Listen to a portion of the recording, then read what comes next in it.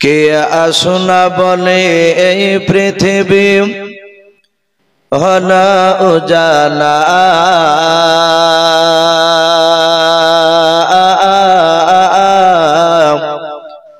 কে গাইল এসে সামের গানু শূন্য কাফেলা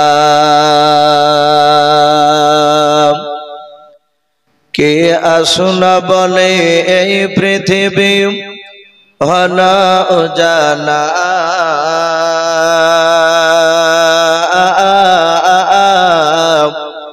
কে গাইল এসে সামের গানু শূন্য কাফেলা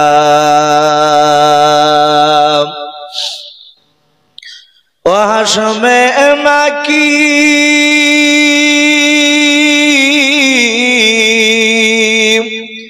ও হাসমে মাকি মাদানি শাহে মদিনা ও নূর নবী নূর নবী নূর মদিনা ও নূর নবী নূর নবী নূর মদিনা কে আসনা বলে এই পৃথিবী হলো উজালা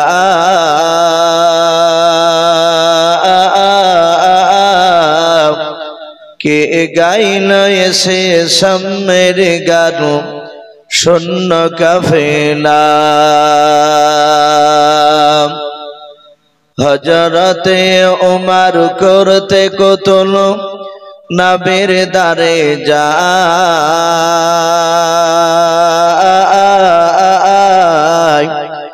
আর নূরানি তার চেহারা দেখে ওমর ফেদা হয়ে যায় একবার মহব্বতে বলুন সুবহানাল্লাহ হযরতে ওমর করতে কতল নবীর দারে যায়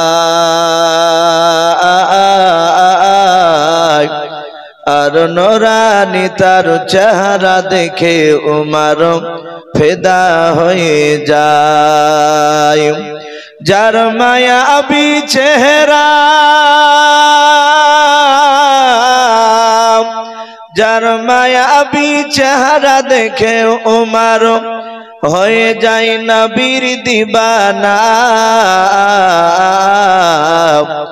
ও নূর নবী নূর নবী নূর মদিনা ও নূর নবী নূর নবী নূর মদিনা কে আসনা বলে এই পৃথিবী হলো উজালা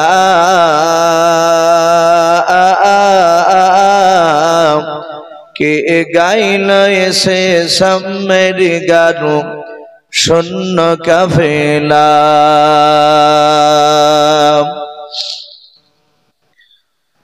শ্রদ্ধেয় জনাব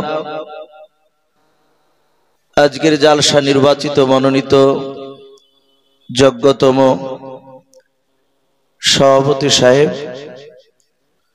ও সম্মানিত আমন্ত্রিত ওলামে কেরাম ও আমার সম্মুখের শ্রদ্ধেয় বা জ্যেষ্ঠ বাবা জীবনেরা আমার সমবয়স্ক ও সমঞ্জস্য যুবক ভাইয়েরা পর্দার আড়ালের মা বোনেরা ও আমার সম্মুখের কচি কচি স্নেহের বাচ্চারা সকলকে জানাই আমার বুক ভরা ভালোবাসা সালাম আসসালামু আলাইকুম ওয়া রাহমাতুল্লাহি ওয়া বারাকাতুহু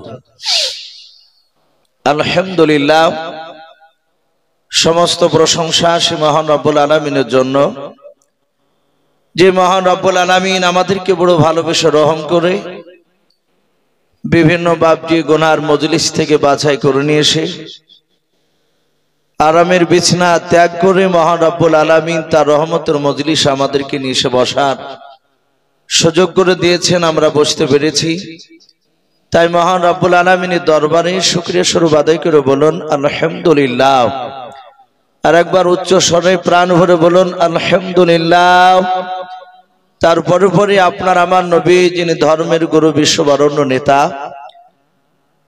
মা আমিনার লাল হযরত আব্দুল্লাহর লাগতে জেগার যিনি সাইয়্যিদুল মুরসালিন ও খাতামান নবিয়্যিন, যিনি হাবিবে কিবরিয়া আশরাফুল আম্বিয়া, যিনি হায়াতুন নবী জিন্দা নবী জনাবে মুহাম্মদুর রাসূলুল্লাহ সাল্লাল্লাহু তাআলা আলাইহি ওয়াসাল্লামের উপরে অগণিত দুরূদ ও সালাম বর্ষিত হোক, অর্পিত হোক। সকলে বলুন আল্লাহুম্মা আমিন।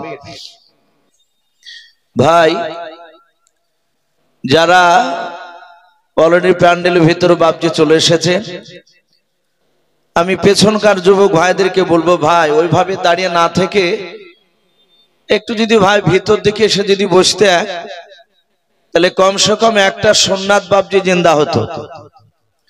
আলহামদুলিল্লাহ, কবুল করার মালিক হচ্ছেন বাপজি আমরা সকলে জেনে আল্লাহ রাব্বুল আলামিন ভালো জানেন যে প্রসাদপুরে জালসা আল্লাহ কবুল করবেন কিনা। কিন্তু বাপজি আমরা দেখতে পাই এলাকার বড় আলেম যদি বাড়িতে যায় তার সম্মান করার চেষ্টা করি।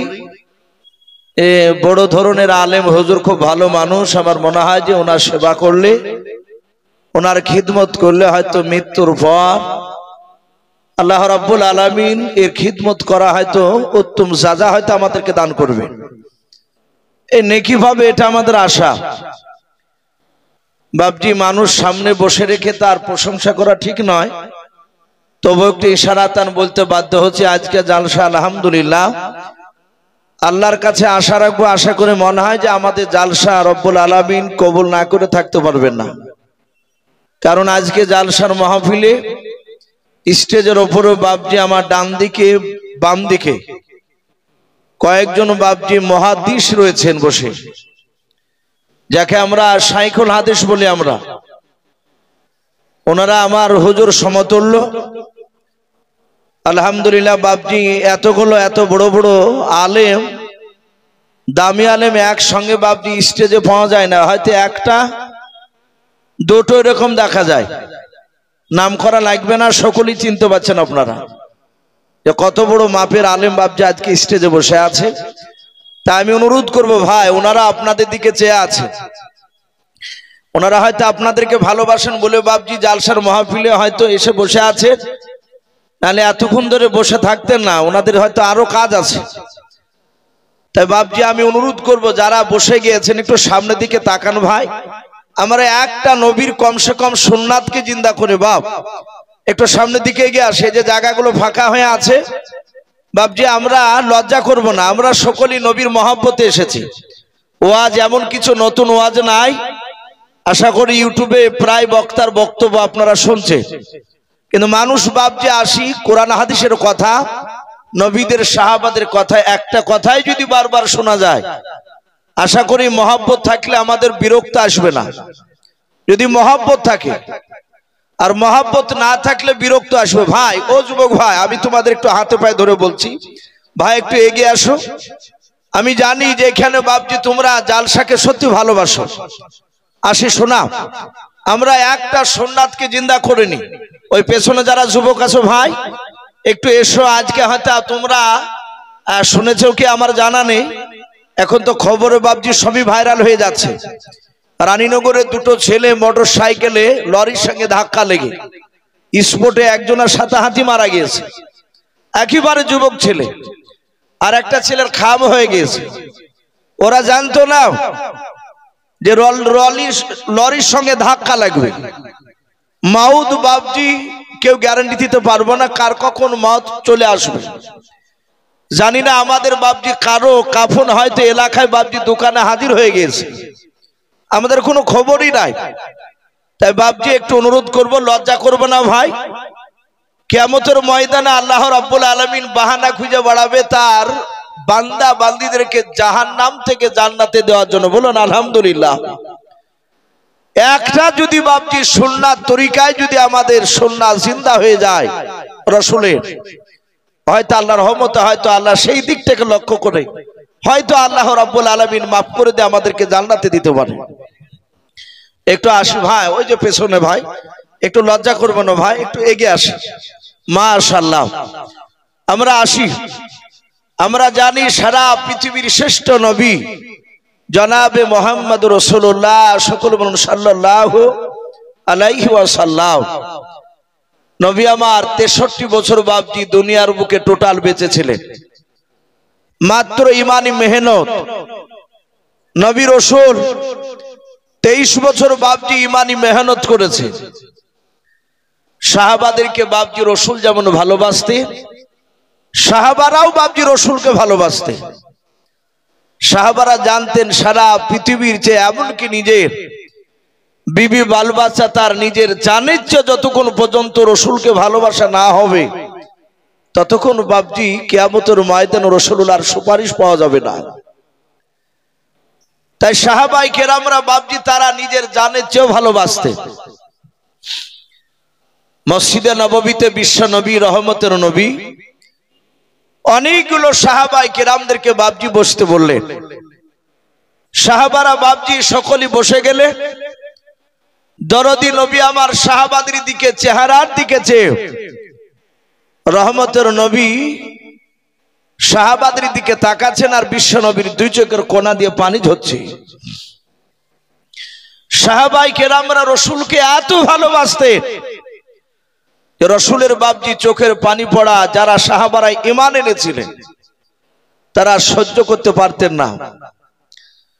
আল্লাহ রাসূলকে এত ভালোবাসতেন, আপনারা জানেন যে আমার বিশ্ব রাসূলকে নিয়ে বাপজি যেদিন মক্কা থেকে আল্লাহর হুকুমে হিজরত করে বাপজি মদিনা রাস্তায় পাড়ি দিয়েছিলেন। মক্কা থেকে মদিনায় যেতে বাপজি টোটাল 13 দিন বাপজি সময় লেগেছিল। বিশ্বনবী এই যে মাঝে অনেকটা লম্বা রাস্তা, রাসূল পালিয়ে যাওয়ার সময় কাফেররা পেছন থেকে বাপজি ধরে নিবে, তারা ধাওয়া করেছে। আমার রাসূল বললেন, ওগো আবু বকর, আমরা এই গুহার এই গর্তে একটু আরাম করলে কেমন হয়? আমরা এখানে একটু লুকিয়ে থাকবো, না হলে কাফেররা আসে আমাদেরকে ধরে নিবে, আবু জেহেলের লোকেরা। আবু বকর সিদ্দিক রাদিয়াল্লাহু তাআলা আনহু তিনি বলেন, হুজুর অসুবিধা নাই, কিন্তু আপনি একটু দাঁড়ান, আমি ভিতরটা একটু গিয়ে দেখি কোনো সাপ বিচ্ছু ভরা আছে কিনা। আল্লাহ রাসূল উপরে দাঁড়ালেন, আবু বকর ভিতরে প্রবেশ করলেন। উনি তাড়াহুড়া করে বাপজি জায়গাটা একটু পরিষ্কার করে রাসূলুল্লাহকে দিয়ে বলেন, হুজুর এবার চলো। নবীজিকে সাথে করে নিয়ে গেলেন। নবী অনেকটা রাস্তা দৌড়ে গিয়েছে, কাফেররা মারবে, রাসূলকে ধরতে পারলে। দরদি নবী আমার ডাক দিয়ে বলেন, আবু বকর আমার শরীর ক্লান্ত হয়ে গেছে, আমি একটু আরাম করব। ওরে আবু বকর তোমার পাটা একটু শার্ট করে দাও। আবু বকর সিদ্দিক রাদিয়াল্লাহু তাআলা আনহু তিনি ডান পা শার্ট করে দিয়েছিলেন। হুজুর আপনি আমার এই রানের উপরে, এই উরুর উপর মাথা দিয়ে আপনি আরাম করুন। রাসূল ঘুমিয়েছিলেন। এই ঘটনা নতুন নয়। আমার বিশ্ব নবীর বন্ধু আবু বকর সিদ্দিক রাদিয়াল্লাহু তাআলা আনহু উনি বসে বসে গুহার চারিদিকে লক্ষ্য করে দেখছিলেন। গুহাটা বাপজি ছিদ্র ছিল, ফুটো ছিল। আবু বকর ধারণা করলেন ভিতরে সাপ নেই, বিচ্ছু নেই, বিষাক্ত জিনিস নেই, কিন্তু বাহির থেকে যদি প্রবেশ করে রাসূলকে যদি কামড়িয়ে দেয়, নবী কষ্ট পেলে আমি আবু বকর সহ্য করতে পারবো না। আবু বকরের মাথা রুমালটাকে বাপজি হাত দিয়ে ছিঁড়ে ছিঁড়ে ওই গর্তগুলো বাপজি বন্ধ করছিলেন। কোন কোন মুফাসসিরিন কিরাম লিখেছেন একটা গর্ত, সেইটাতে বাপজি আবু বকরের বাম পাটা ভরে দিয়েছিলেন। আপনারা শুনেছেন একটা সাপে তাকে কামড়ে দিয়েছিল। আবু বকর বিষে জর্জরিত হয়েও তিনি চিন্তা করলেন রাসূলুল্লাহর ঘুমের ব্যাঘাত ঘটানো যাবে না, বেয়াদবি হয়ে যাবে। বাপজি এই যে ওর শরীর বিষে জর্জরিত হয়েছে, চেহারাটা কালো হতে লেগেছিল, তবু রাসূলুল্লাহর বন্ধু আবু বকর রাসূলকে বাপজি ঘুম ভাঙাতে যায়নি। চোখের পানি রাসূলের গায়ে পড়েছিল, গালে, মুখে বিশ্ব নবীজি তাই অটোমেটিক জেগে গিয়েছিলেন। বাপজি আমি বলছিলাম যে আল্লাহ রাসূলের সাহাবায়ে কেরাম বিশ্ব নবীর চেহারার দিকে চেয়ে আছে, নবীও বাপজি সাহাবাদের দিকে তাকাচ্ছে।